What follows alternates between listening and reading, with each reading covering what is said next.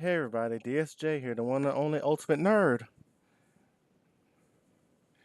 Well, I went to the movies this weekend and I finally got to see Avengers Endgame.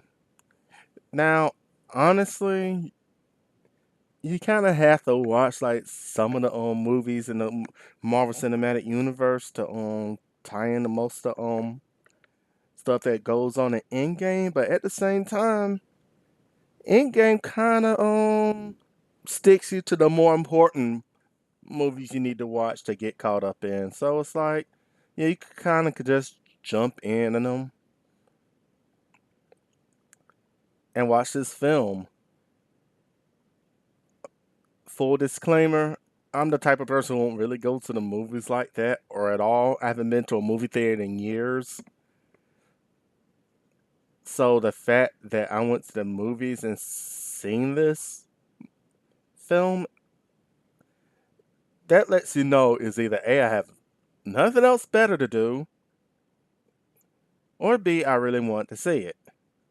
It's a mixture of both in my case. However, I'm actually glad I seen it because, well, it was a fun ride from beginning to end.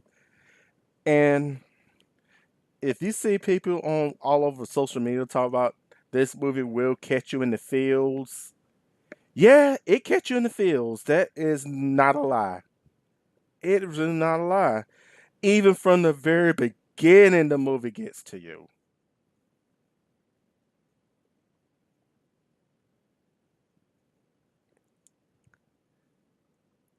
Just, mm, just the opening scene. You see the guy. I'm thinking that's Clint, aka Hawkeye, and he was with his family, and all of a sudden he just see his family just fade away, and he was alone. I'm just like, yeah, that that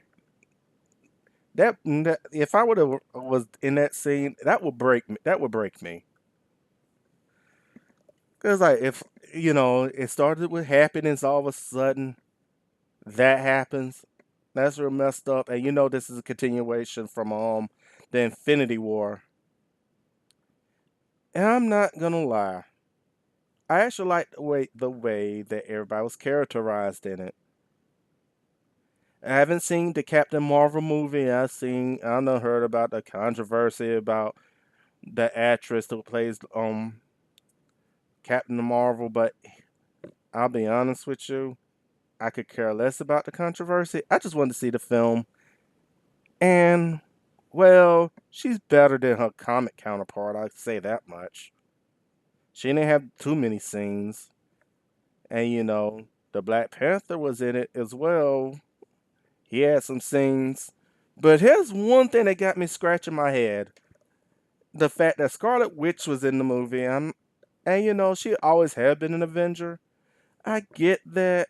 And I get the timing of the film. Like, there's other characters that should have been in Avengers, but wasn't able to make it because of, well, the whole Fox owning the X-Men and the Fantastic Four and all of that. But we do know that the Scarlet Witch is the daughter of Magneto. Just saying.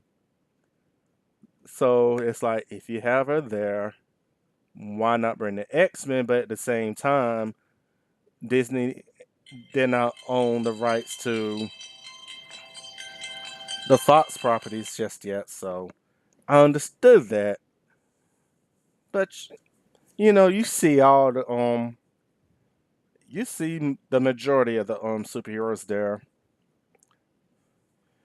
Oh boy! But when I saw Thor the way and let himself go, I was like, what? Thor had a beer belly, but he actually felt human for once because honestly, I thought Thor was probably one of the most cockiest characters in Avengers. Comic book, video games, it don't even matter. To me, I always thought it was cocky. But it seemed like I guess Infinity War, which I didn't watch, I kinda wish I did now. I'm definitely gotta go back and watch it now. And see and see how he's in the end game, you realize Thor went through some crap. And it's actually relatable. You would you would think to yourself how the mighty Thunder God has fallen, but he's also being humbled by the entire thing. Which I'm like this, thank you, Tony Stark. He's the likable, cocky character. But you have to admit, this movie really gave him his time to shine. I'm not gonna spoil it for you. Anybody who's seen the movie, y'all know what I'm talking about. And yes, in the beginning, he didn't want to risk everything, cause yeah, if that if their plan failed, everyone would have lost everything. So I actually understood where Tony Stark coming from. So it's like I could not fault him for that. Robert Downey Jr. That I'm my hats off to you, good sir. You played Iron Man from the start to the finish. You played him real good, even from the first Iron Man movie. Honestly, I can't think of anybody else that would ever be Iron Man but him. Just like Hugh Jackman, he's the only one that could be Wolverine. I kind of wish he was in the movie because, yeah, he was in the Avengers in the comics. Thanos was threatening. He was very threatening.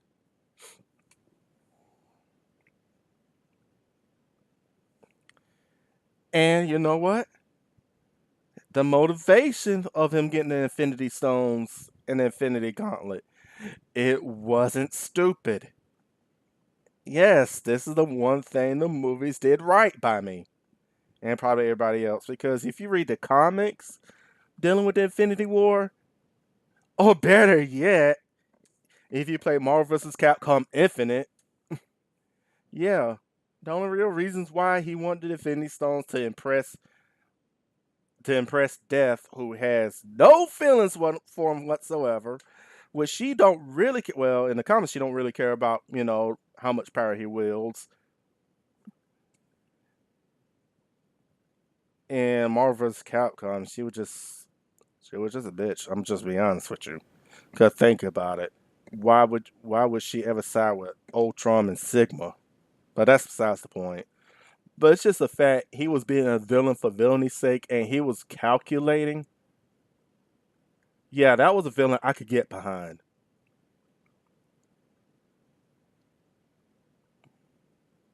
So I'm like this. Movie was awesome.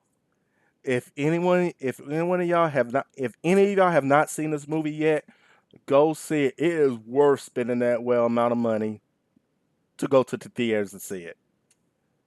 And I'm not gonna lie, I did not regret one bit of it. I enjoyed it from beginning to end. And yeah, some of the jokes are funny. Some of them kind of missed the mark, but when you realize how far the mark it missed, it still come off as funny. But you feel the gravity of the situation, and they trying to bring some levity. But the thing is, y'all need to watch this film. Y'all need to watch this film, and it's worth every penny watching it. This was the SJ, and remember, everybody, let's all nerd the heck out. See you guys next time.